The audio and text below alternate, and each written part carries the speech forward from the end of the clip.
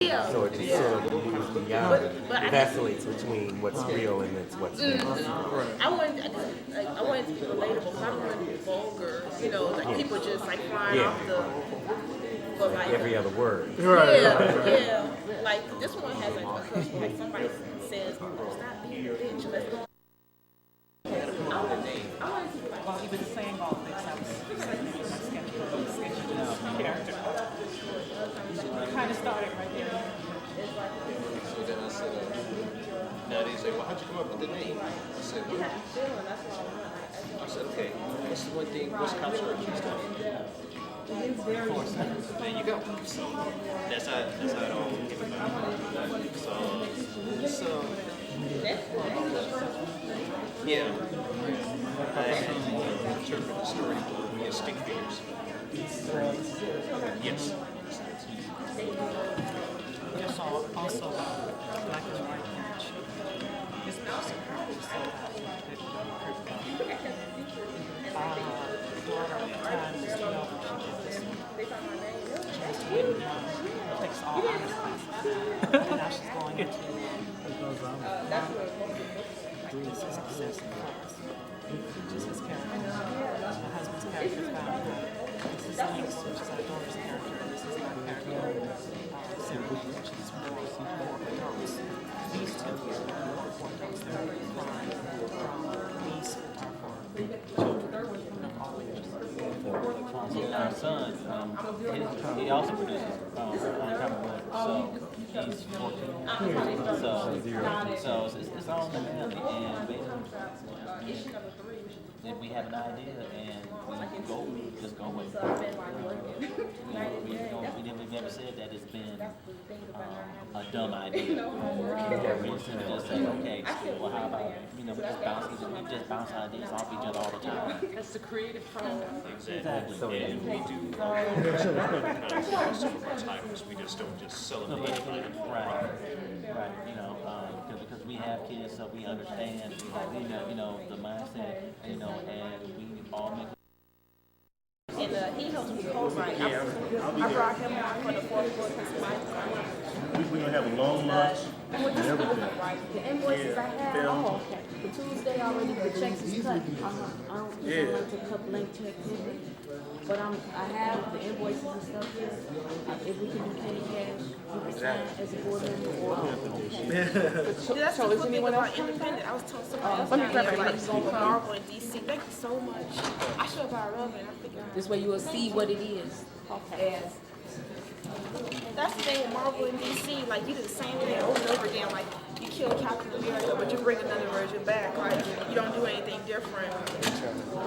Oh man, she got her bank, I'm trying. cash register. Oh, you do? Okay. Thank you.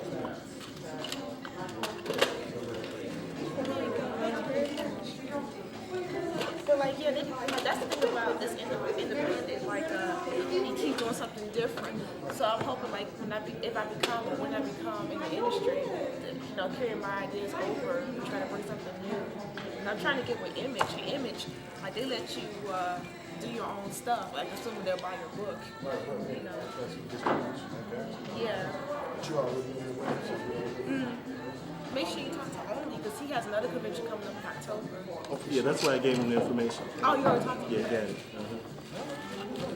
Thank you. Do you know about Wizard World in June? Rosemont? Okay, I will be there too. Look for me there. I will be there. What's wrong? My board member has signed 2 signatures. I got a board member.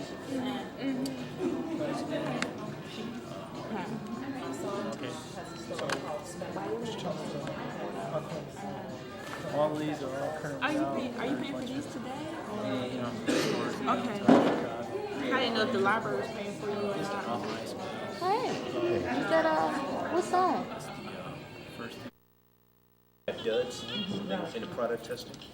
And He he takes just the filled duds and ours he's out. like giving Do they them determine the to library criminals discount, out on the or street, does he? and they're like just running around and giving away. They're murder normally, practically. they would So determine he's the like, discount. boy, I gotta But, do something. they So definitely- he's getting ready to go make a phone call, and he's working late when he sees his bosses associated with individuals or the criminal element who have been in the news currently at that particular time. And next thing you know, he gets jumped in his lab. They're trying to kill him in his lab, keep his life. So he had the final product right there. He was going to present it the next day. So basically, what happens is he kind of like puts the vest on and it saves his life because these two guys. It turns out his boss's personal bodyguards came in there to keep him quiet. So there's a big lab fire. Basically, the whole company burns to the he's got his product and he's got all kind of little blueprints and stuff that he gathered up with him and ran out the building. So some weeks later, next thing you know, there's some guy running around with a mask on, beating the crap out of people out there who were doing wrong. Yes. Hello everyone, I'm Kelly Nichols from the University Park Public Library. Today, Sunday, February 17th, 2008, we're holding our first annual Black Age of Comics comic book convention. I have here Tertil Only. He sponsored the event, and basically it's black comic book artists featuring black comic book characters in a more positive light. If you look back in history, there are no positive super black superheroes that are black. These artists here are here to bring that to life today. We have here Ashley Woods, Nino, the laundry detergent man. We have here Kiss Me Comics, which is Rod and Barbara Jenkins and Robert Boyd. We have here Miss Cassandra Washington, Sister Girl. We have Jason Hunter, Jolligator, the Smoker's Cough, and at the end here we have Jared Day.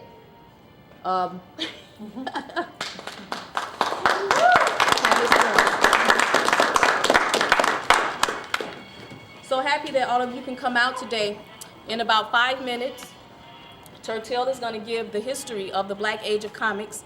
It's only about 20 minutes. This DVD has been filmed. I'll have it archived here at the library, and you can contact Mr. Wayne Perry here, Wayne Perry Productions. We have the Star newspaper here. A photographer came out earlier and took pictures, so I'll notify you when your story is in there. So without further ado, we're going to go and see Tertil's history of the Black Age of Comics. I'll give the Star a few more minutes to interview with you individually, and then we'll go in the back and see the history. Thank you for coming out, and we are trying to make this an annual event.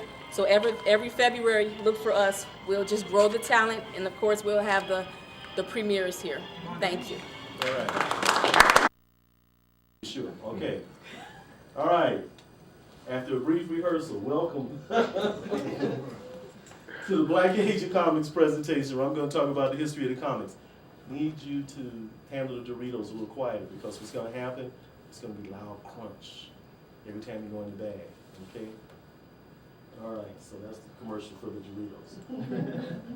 Okay, so what we have here is the logo.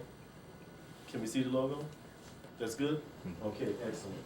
The logo was designed by Jennifer Hitt. She was a student of mine at Kenwood Academy. She was an art student, really talented, and she did graffiti. So I asked her to develop a graffiti tag that I could use as a logo, thinking that this would give us some definition. And it says "the" as in DA, we're saying the Black Age. The Black Age of Comics, let's see, where do I start? I'll start anywhere. I started this because of the difficulties I had in the front end of my career. And when I say difficulties, it was more that I would surprise clients when I would go to their offices and they would realize that I was a person of African descent. That they would say, okay, we saw the artwork, but we didn't expect you to be black.